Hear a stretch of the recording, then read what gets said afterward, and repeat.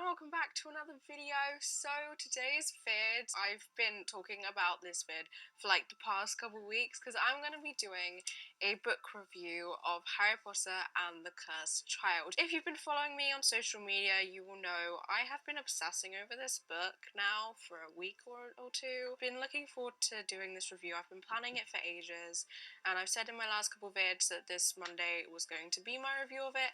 So here it is. So I only read Cursed Child the other week, and I know I'm kind of late because most people uploaded their reviews when the book first came out, which was last year, and it was actually quite a while ago now, wasn't it?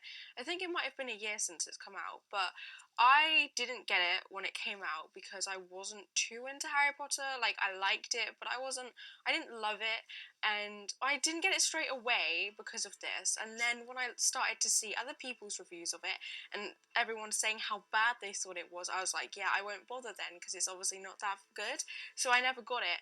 But then Fantastic Beasts happened. I became really obsessed with Harry Potter. There was a film marathon of it on TV. I watched all 8 films back to back, watched Fantastic Beasts nearly 10 times, and I'm a massive Potterhead now and really, really obsessed with the franchise. And I gave in and was like, you know what? I'll get Cursed Child and I will read it, and I did. I read it and I can see what people are saying about it being like a badly written fanfic and that sort of thing, and it isn't the best thing I've ever read, but I do still love it.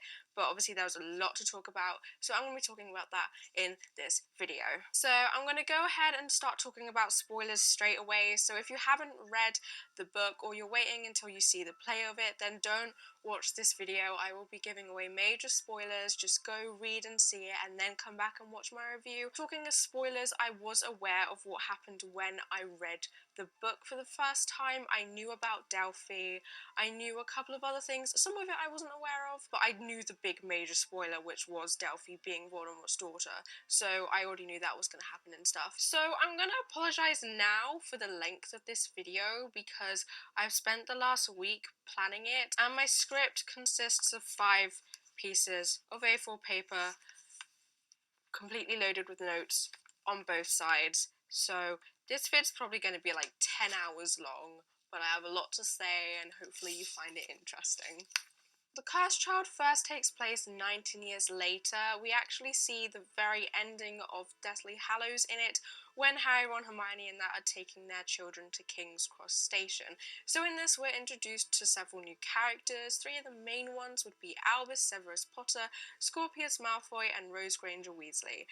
And these are the kids of some of the main characters from the original series. So obviously Albus is Harry and Ginny's son, then we've got Rose is Hermione and Ron's, and Scorpius is Draco's son. So Scorpius is my favourite new character ever. Oh my god, I love him so much. I'm probably slightly biased because I absolutely love Draco, and so I wasn't going to let myself not like his son. But oh my god, Scorpius is like, he's sarcastic, he's sassy, he's a massive geek and nerd, and I love him so much. If I was to list all the quotes that made me love Scorpius, it'd probably be everything that Scorpius ever says in the book. But some that I really loved was when Albus was like, we're ready to put our lives at risk, and then Scorpius is like, are we? And another one which has to be my favourite thing ever, and I'm probably going to start using this phrase, and it's after he sees Matilda Bagshot and he's like, oh my, that was her! Wow! Squeak! My geekness is a-quivering! And oh my god! So if I say my geekness is a-quivering in all my future vids, I do apologise, but that is my new favourite saying ever.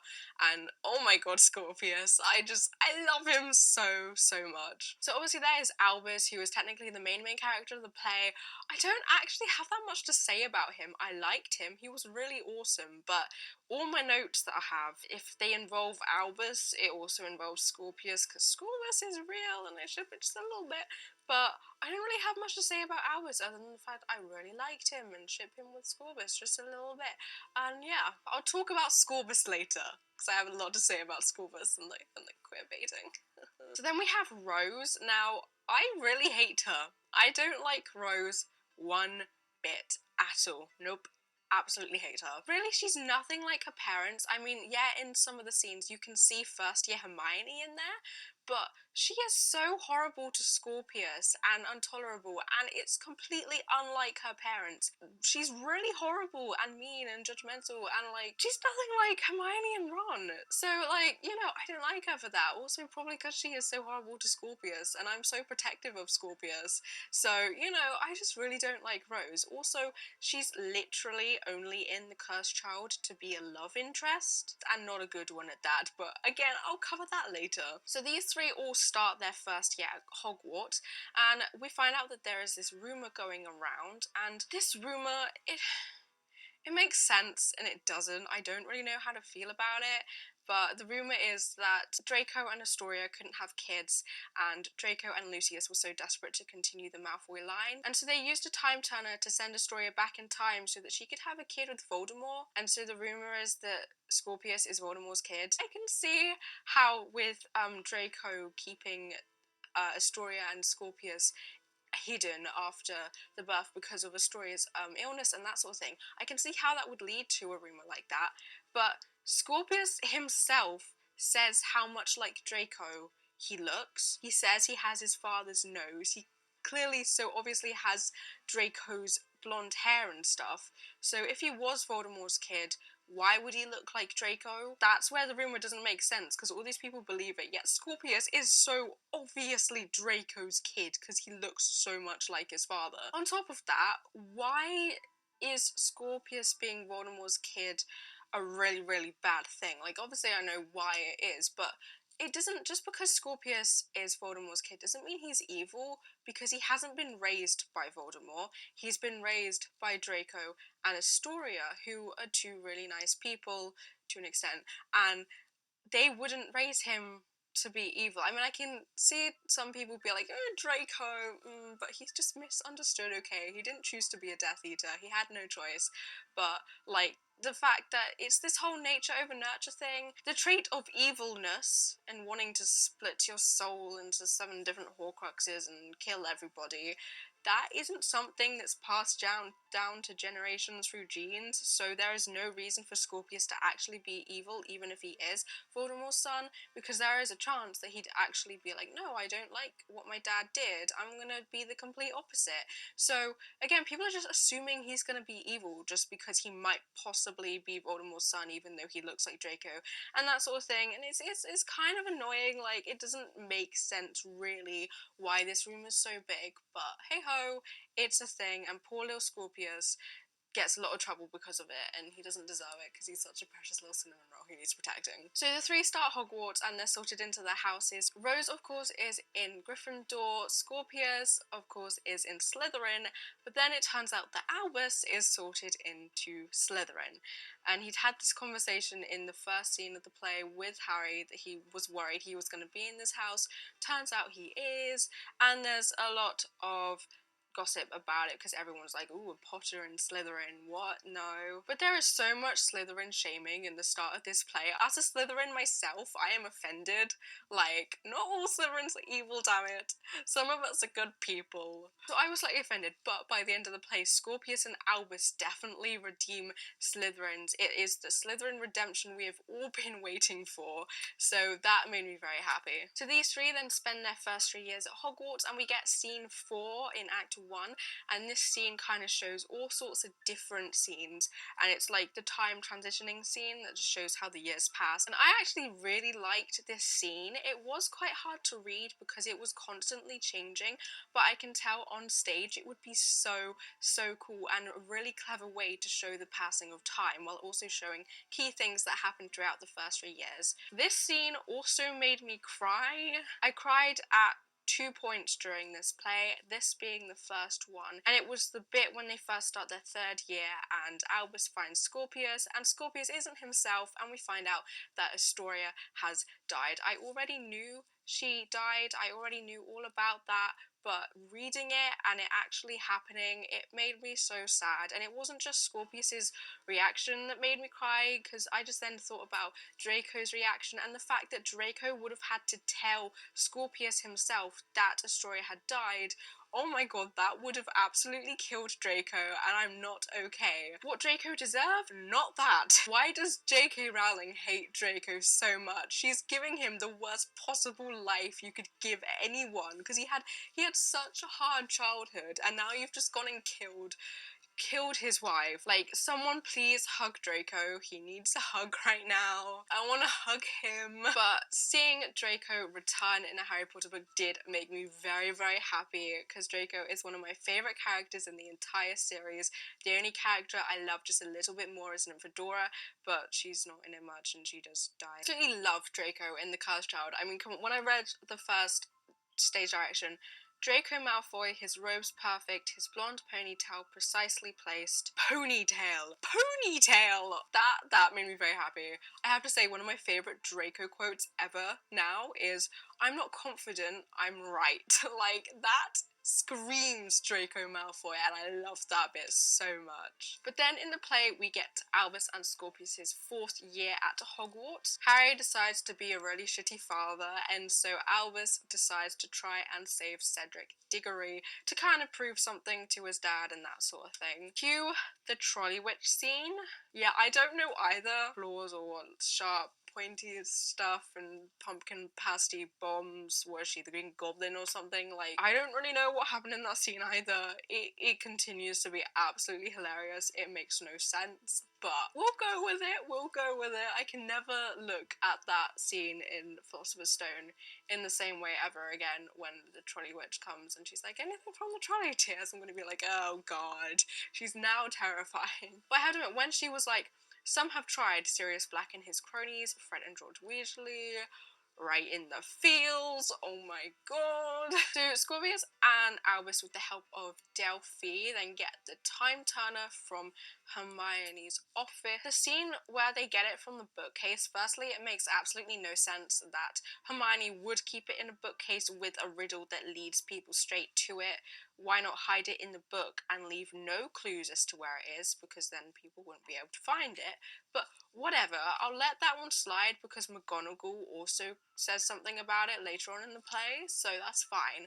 But that scene in the bookcase, it was really hard to read because so much was happening and you're like, okay, who's doing what now, but I can tell from reading it that it would be so good to watch on stage, and I can really see that scene would just be so cool to watch on stage, so that is really cool. But once they get the time turner, they then time travel back to the Triwizard Tournament. Now, time travel is where I have my main issues with The Cursed Child, because the way the time traveling works in Cursed Child is completely different to the way it worked in Harry Potter and the Prisoner of Azkaban. Like, did the writers not read the original series or something? Because in Prisoner of Azkaban, the way the time turners and time traveling in general works is you go back a few hours or whatever, but everything works and runs on one single timeline. So you can't change something that's already happened, and it's really hard to explain, but like in Prisoner of Azkaban, for example, when Buckbeak's execution happens, obviously the executioner puts his axe down and we think that Buckbeak was just killed. But then actually no, Hermione and Harry go back in time and they take Buckbeak away, and it then turns out that the executioner putting his axe down, he was actually putting it into a pumpkin this entire time. So the changes they had made were already evident when it happened. If you get me, it's really hard to explain, but it all runs on one continuous timeline in Prisoner of Azkaban. Yet we get to Cursed Child, they time travel back, change something, and suddenly we have an alternate timeline. So in Cursed Child, all the time travel and stuff, it creates new timelines, which is completely different to how it works in Prisoner of Azkaban, and this is one major continuity error throughout this play. Plus, there is also the fact that J.K. Rowling got rid of time turners in the 5th Harry Potter book, and she wrote on Pottermore that they were a massive issue and that, which is why she got rid of them. So why would she then bring them back? But anyway, we then get to alternate timeline 1. Damn it, Barry. So it turns out Albus is in Gryffindor and Hermione is a Defense Against the Dark Arts teacher, and don't even get me started on Panju and Padma, it's so weird. But Harry's even more of a dick. He doesn't ship Scorbus and he makes them stay apart. He threatens McGonagall and like telling her to keep apart Albus and Scorpius. And the way Harry treats McGonagall in this scene just isn't how Harry would treat McGonagall. It's so out of character. But Draco though, when he's like, my son is in tears and I am his father, and so I am here to ask why you would keep apart two good friends. Like, Draco loves his son so much and he's such a good father compared to Harry. Like, he is such a good father, but it does make my heart break just thinking about Astoria because he does not deserve it at all. Plus we then get that scene with the Golden Trio and Ginny, and then Ginny talks about sending an owl to Draco, and then she's like, he's a mess, a grieving mess, and I'm a mess because Draco's a mess. Somebody hug Draco. Then we've also got the other scene with Draco, and then he's like, he is my sole heir, he's my only family, and again, I die a little inside. But then at the end, when he leaves that scene, and he's like, you are a constant curse on my family, Harry Potter. Preach it. It's so true. It's so true. But the Draco and Harry duel is like a highlight. Oh my god. Keep up, old man. We're the same age, Draco. I wear it better. Draco! Do you hear me screaming? That line is like the best part of Cursed Child. Plus they're dueling just like old times. It's like in Half-Blood Prince. It's so good. But also, what happened to them being able to do non-verbal magic? Because when they duel in Half-Blood Prince, they both do it non-verbally, yet several years later you'd think they can still do non-verbal magic and are probably better at it, but no, apparently not. But I'm not gonna lie, I was kind of hoping Draco would Sectum Semper's Harry ass during that duel and just get his payback for Half-Blood Prince. One thing that made me really happy throughout Cursed Child is the fact that everyone calls Draco Draco. They no longer refer to him as Malfoy, they call him by his first name, and that just made me really happy. But Draco still calls everyone by their last name. Like, every time he said Potter, I just smiled because that is so Draco. Like, he would start calling Harry Harry. That's never gonna happen, okay? Harry is forever Potter in Draco's eyes. But Draco's so badass during the duel. And also, when he admits that he was jealous of the Golden Trio, I'm just like, oh my god, all he needed was friends. Like, that's why he was so horrible to Harry, because he was jealous of him and Ron and Hermione. Like, this is the character development I have been waiting for. Oh my god, Draco redemption. Thank you, J.K. Rowling, and Jack Thorne. Thank you. First page done, and I've been filming for 25 minutes. So in this alternate timeline, Albus is made to stay away from Scorpius, and yet Scorbus is even more real. Like, okay, I gotta talk about Scorbus now, okay? It's real. Scorpius and Albus are kept away from each other and they both clearly hate it. They can't stand being separated. I shipped them from the moment Scorpius said, thank you for staying for my sweets, Albus. Also, if you don't think it's real, I mean, come on, there's that One Direction. He looks at his friend talking to a girl and part of him likes it and part of him doesn't. Scorbus is real. It's real. Not to mention the staircase ballet scene. The staircases meet. The two boys look at each other. Even Delphi ships it, saying they were meant to be together and that sort of thing. Okay, but the bit in the library scene when they're like friends, always. I see what you did there. Was it necessary? No. Did it make me die a little inside? Yes. I also love when McGonagall finds them, but they are under the invisibility cloak, and she is just like, well, I didn't see you, so even McGonagall ships it. Like, everybody ships Scorbus except J.K. Rowling, apparently. Great. I also really love that they brought back Moaning Myrtle. I absolutely love her character in the original series. She's such a funny and hilarious character, and she always lightens up the mood in any scene, and I was really happy when I saw her name on the page because I didn't expect her to come back, and then she did. I was like, ooh, Myrtle, yay! It was really fun reading her again, and I loved it when she said, I was moderately partial to a Malfoy too. Ooh, Half-Blood Prince Draco feels. Albus and Scorpius then time travel again. The laws of time travel are completely different in Cursed Child to Prisoner of Azkaban, but let's just try to forget about that and we'll just accept it for now, shall we? Yeah. So cue alternate timeline 2. Damn it, Barry! But no, seriously, this is literally the Flash. Like, Albus is Barry, Scorpius is Iris, Harry is Joe, Hermione is Caitlin, Ron is Cisco, and Draco is Julian. Don't even need to Photoshop that one. But we find out in this alternate timeline that Harry is dead, Albus doesn't exist, and Umbridge is back.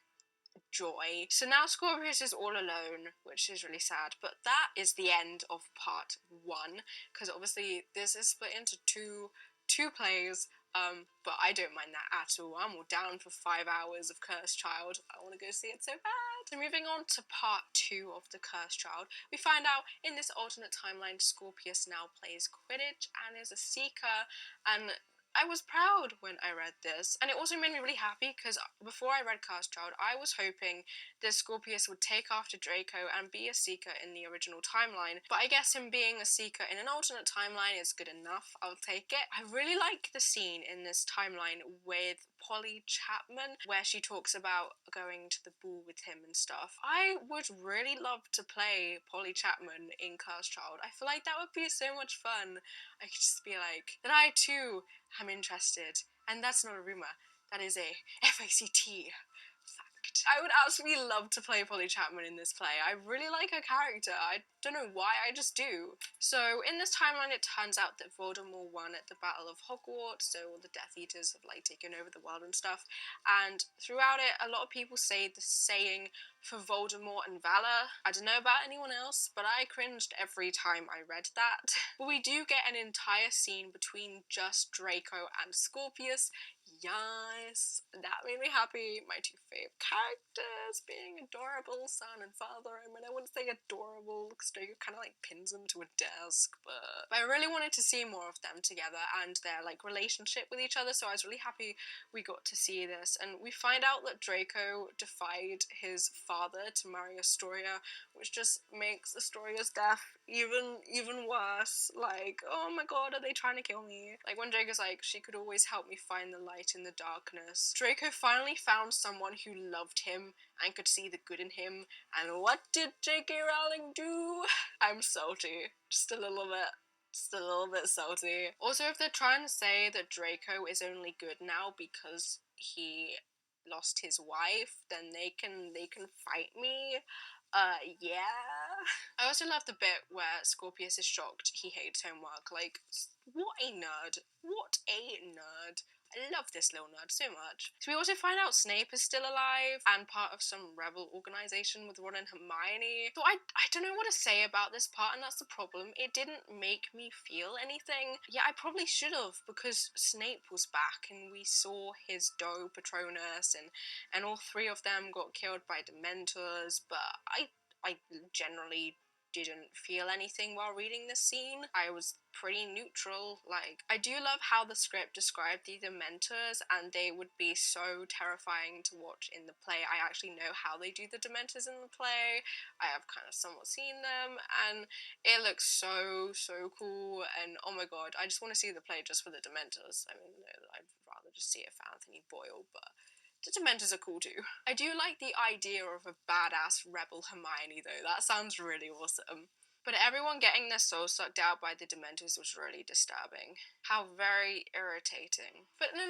Apparently one of the most important characters in the play is Cedric Diggory, because why not? So you mean to tell me that Cedric Diggory, the Hufflepuff, became a Death Eater because he got humiliated that one time? Yeah, I ain't buying it either. I don't find this to be remotely believable one bit. It ruins any representation of Hufflepuffs we've had. Thank you, Fantastic Beasts. Newt makes up for it, it's fine. It also ruined Cedric. He was such a lovable, kind, caring guy who literally wanted a Quidditch rematch because he said that Gryffindor only lost because Harry got attacked by Dementors and it wasn't fair. Like, there is there's no way he could be a Death Eater no matter how many times he was humiliated. It's honestly ridiculous. Either way, Scorp fixes the timeline. When he comes back, after fixing the timeline, and then he's all there like, yes, yes, and it's amazing! Like, that is so good. And he's so adorable when he's like, it's Harry Potter, and Ginny, and Professor McGonagall, and Dad. My dad. Hi, Dad. It's the cutest thing ever. He is such a precious little cinnamon roll and he needs protecting. Oh my god, I love him so much. But now the timeline is restored, Albus is back and Scorbus are reunited. When Scorpius sees Albus, he's like, all dry humour and Albusy, I love it. No, what he was meant to say, all dry humour and Albusy, I love you. But Albus and Scorpius are reunited with their parents and get attentions and stuff and fun times. Harry admits he was wrong thinking Scorpius was Voldemort's son. Thank you, Harry. You also find out that Scorpius lost the Time Turner. So Delphi then returns. Joy. And surprise, surprise! She's evil! I didn't see that coming one bit.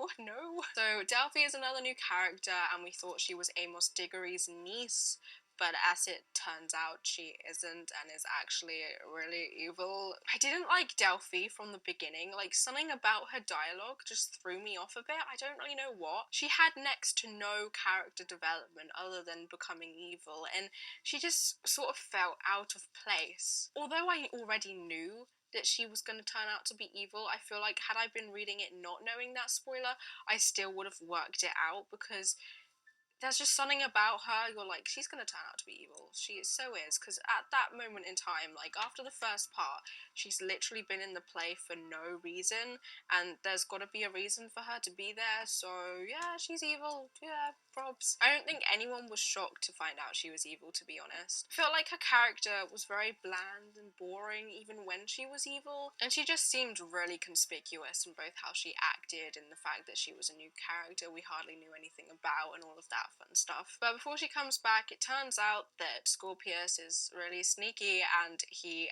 actually hadn't lost the Time Turner. He had lied because turns out that Scorpius the Anxious is a pretty good liar. But then Delphi gets the Time Turner and turns out she wants to restore the timeline where Voldemort had won. So she abducts Scorpius and Albus and they travel back in time once again to the Triwizard Tournament to humiliate Cedric. He needs to fly out of that maze naked on a broomstick made of purple feather dusters. An image nobody wanted, but do you know what another image is that I did not want? Scorpius getting tortured by the Cruciatus curse. I am not okay.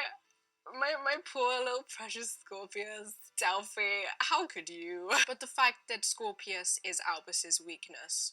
Scorbus is real. But after the parents do some digging, we find out that Delphi is actually Voldemort's daughter. You what now? This is a thing that's apparently canon. Bellatrix and Voldemort had a daughter. What?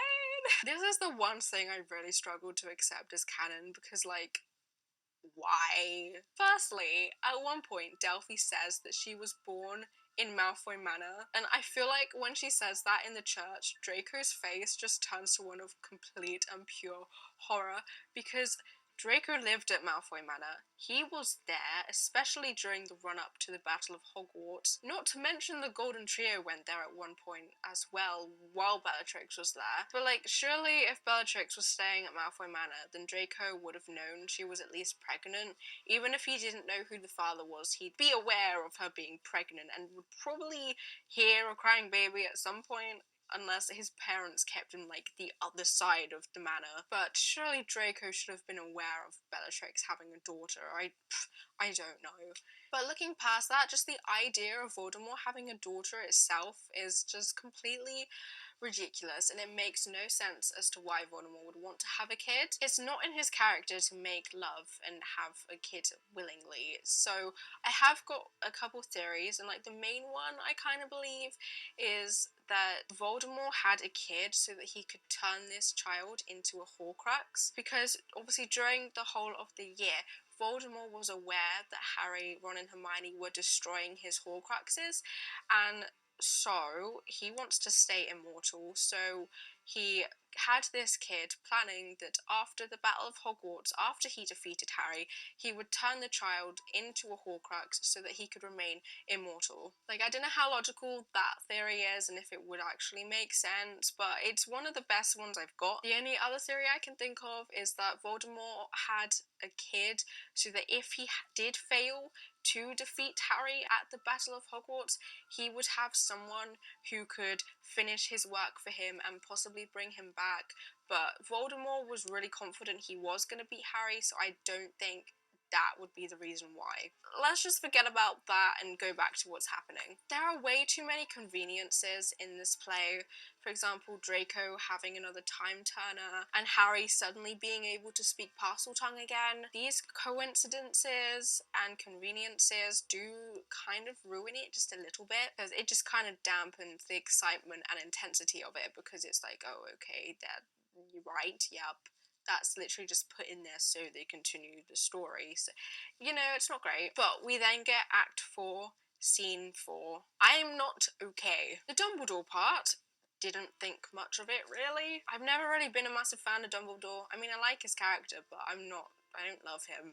And at the same time, I couldn't really take the Dumbledore scene seriously because McGonagall just say it, but Dumbledore, it's a painting. It's not actually Dumbledore. It's purely a memoir, and so you shouldn't take it seriously.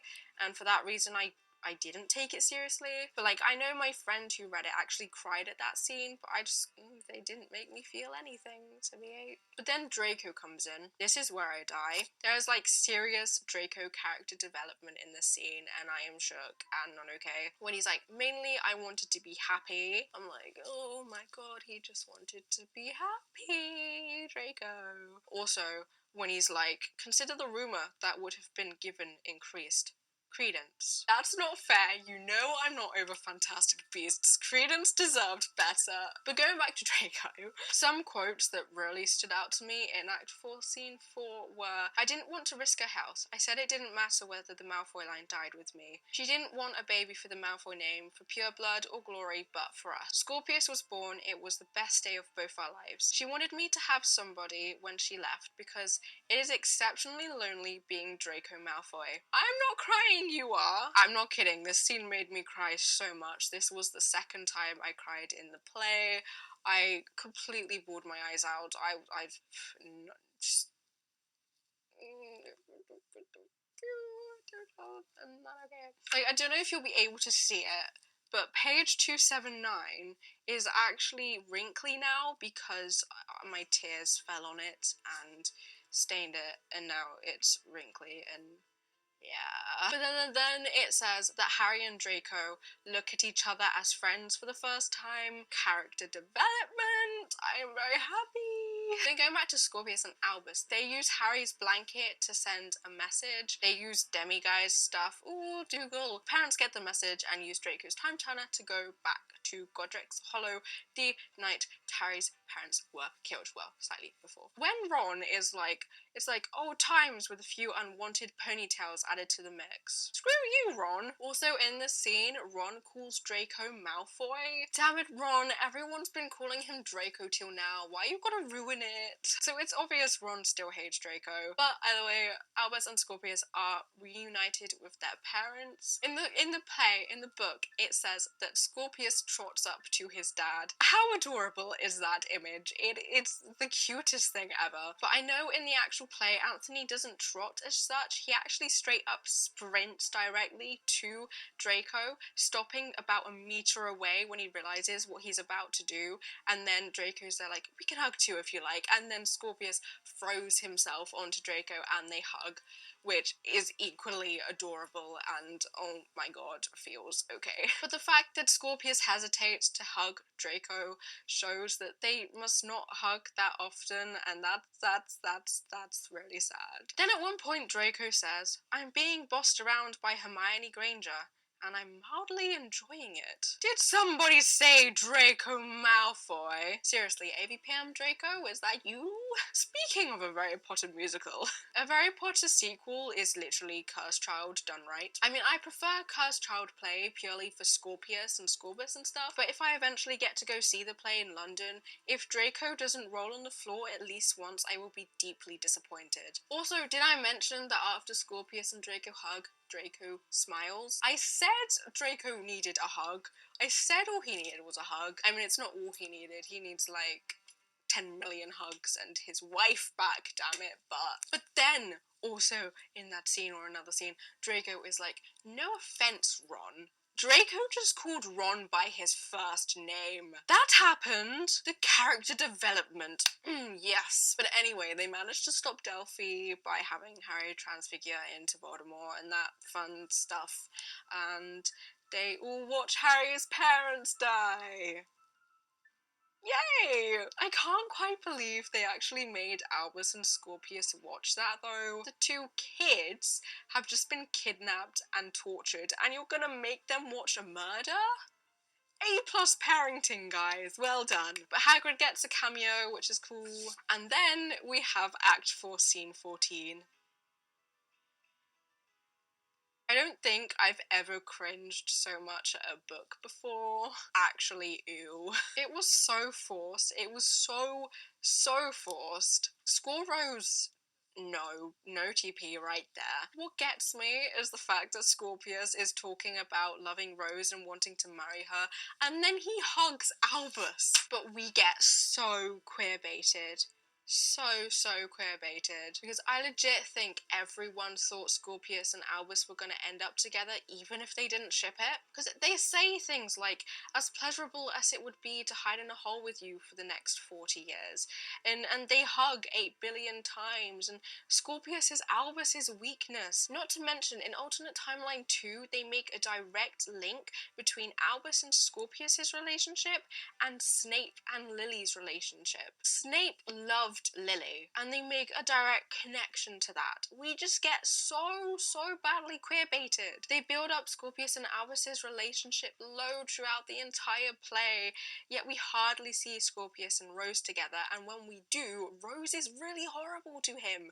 There is absolutely, completely no reason for Scorpius to like Rose. And like I said earlier, Rose is literally only in the play to be this love interest. It's just ridiculous and unnecessary heteronormativity, which is something J.K. Rowling is unfortunately known for. You had the perfect opportunity to get the LGBTQA+ community the representation we deserve, but no, the main characters just have to be straight, don't they? I'm not salty at all. I've got a headcanon though that Albus is bisexual because he likes both Scorpius and Delphi, and then Scorpius is just straight up gay because Albus. And we're just gonna forget that Scorrose is and was ever a thing. The only good part about Act 4, Scene 14 is the fact that we find out Scorpius is now playing Quidditch, which is what I wanted. Yay! And Albus and Scorpius also hug, and it sounds really cute. But apart from Scorpius playing Quidditch and the hug, Scene 14 can go away and not exist. I'm just gonna pretend it doesn't happen, and when I reread the book, I'm just gonna completely skip it. And then we have the scene with Albus and Harry, and that is the end of the Cursed Child. Woohoo! So now I'll talk about more general things, and I've turned my light on because I've been filming this for so long it's gotten dark outside. There were a lot of things and people that weren't in the play that I really wish were. Firstly, I really wanted to see more of Draco and Scorpius's relationship, especially from after the battle with Delphi and stuff. I want to know how it changed their relationship because it probably made them closer in that. But like, one thing I really wanted to know is I really wanted to see Scorpius telling Draco that Delphi used the Cruciatus curse on him. I actually wrote an entire Imagine on it. That's on my Tumblr, so you can link to my Tumblr will be in the description. So if you want to read that, go check it out. I really want to know how Draco would react to finding out that Scorpius was tortured using the Cruciatus curse, because I feel like Draco would not be okay. In general, I just wanted more Draco and Scorpius. It would have also been nice to see more of Rose and her not just be used for a love interest. And also, where's Hugo at? he's nowhere, but he exists, so where is he? I would have also liked to see a bit of Neville. I mean, he did get mentioned in it, but it would have been nice even if he was in just one scene and had a couple lines just to give him that little involvement that he should have.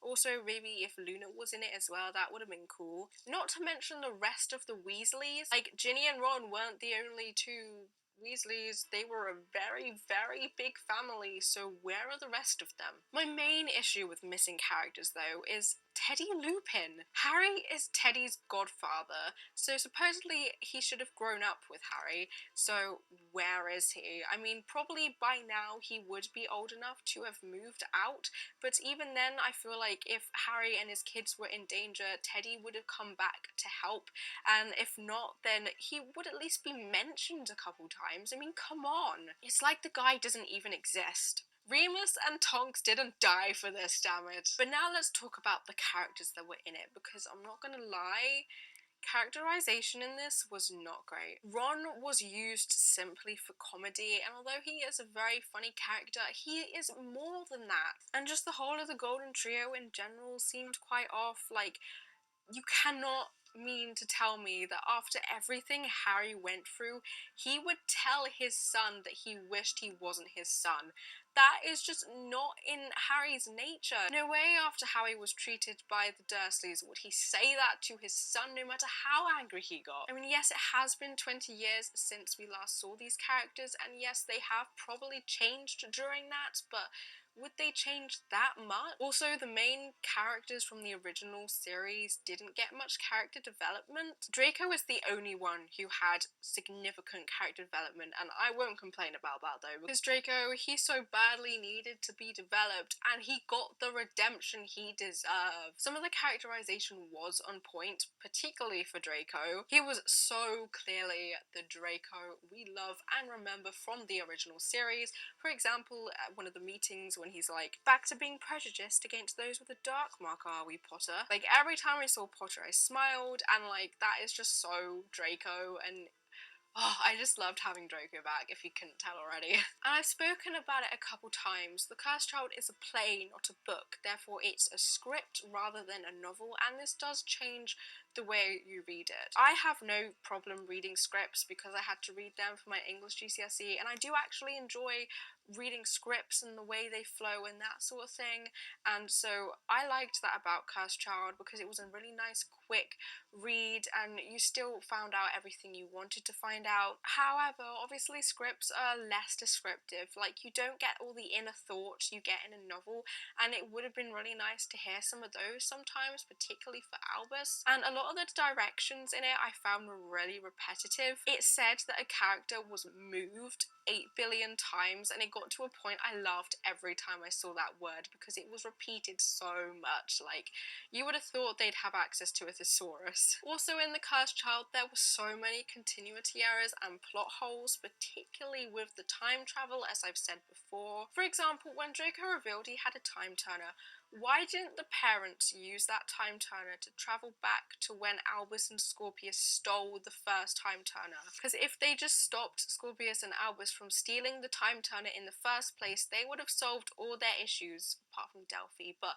then they'd already know about Delphi and they could get the upper hand on her and actually stop her before she did anything. That would have made life so much more easier. I don't know why they didn't do that, but because of things like this, people have been saying that The Cursed Child is like a badly written fan fiction, and I do agree to an extent. In terms of play rehearsal scripts, it's written really well and is actually more descriptive than some play scripts I have read before, but it does feel like a fanfic because things like Bellatrix and Voldemort having a kid, they are something people would make up for in fan fiction, and just little bits like that do make it feel like it was written by a fan who didn't read the original series, which is where the continuity errors come in. And these plot holes and continuity errors do make it feel like it can't be the 8th story in Harry Potter. I think if Cursed Child wasn't a Harry Potter thing and it was a play entirely by itself, people would absolutely love it because it is such a good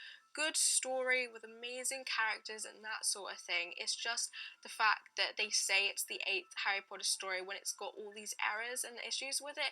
That's what makes people not like it. A lot of people are also saying that they aren't accepting it as canon. Now, I didn't find that to be my issue. My problem wasn't that I didn't want to accept it as canon, it's that I found it hard to accept as canon. I wanted to accept it as canon, but because of all these issues and the ridiculousness of Bellatrix and Voldemort having a daughter, because of this, I found it hard to accept it as canon. However, I did read the play a week and a bit ago, and since then I've been absolutely obsessing over it. If you follow me on any of my social media, you are probably so done with hearing the words cursed child. I do apologise. But it's gotten to a point I've just accepted the play for what it is, because they're not going to change it now, so I might as well just accept it. And despite the continuity errors and plot holes and stuff, it is such a good play with some amazing characters in it, so I absolutely love it. It's an interesting story with interesting characters and an amazing cast playing it in London, and oh my god, do I want to go see the play so badly. I've tried getting tickets a couple times. All the tickets for performances in 2018 went on sale last Monday, and I was in the queue for them for over an hour, but they sold out, which I was deeply upset about because I want to see the play so badly, but tickets are just so hard to get, especially when I live so far away from London. It would be really hard getting all my family up there because we'd have to arrange accommodation and all that sort of stuff as well. But I've read loads of reviews of the play from people who have been lucky enough to go see it, and it just sounds so good. Oh my god. Also, as someone who's studying performing arts at college and I really want to be in shows on the West End when I'm older, Cursed Child is definitely like career goals. I want to be in Cursed Child so badly, and although I've said I really don't like the character, if I was in Cursed Child, the character I'd want to play is Delphi. Now, I know I said I hate her character, but she would be so much fun to play on the West End. Like, I am the answer this world has been looking for. And I really want to play Delphi. If not Delphi, then Polly, but really I don't care who I play, just so long as I get to be in Cursed Child. So that is a goal that I have for my future, is to be in Cursed Child, especially as Delphi.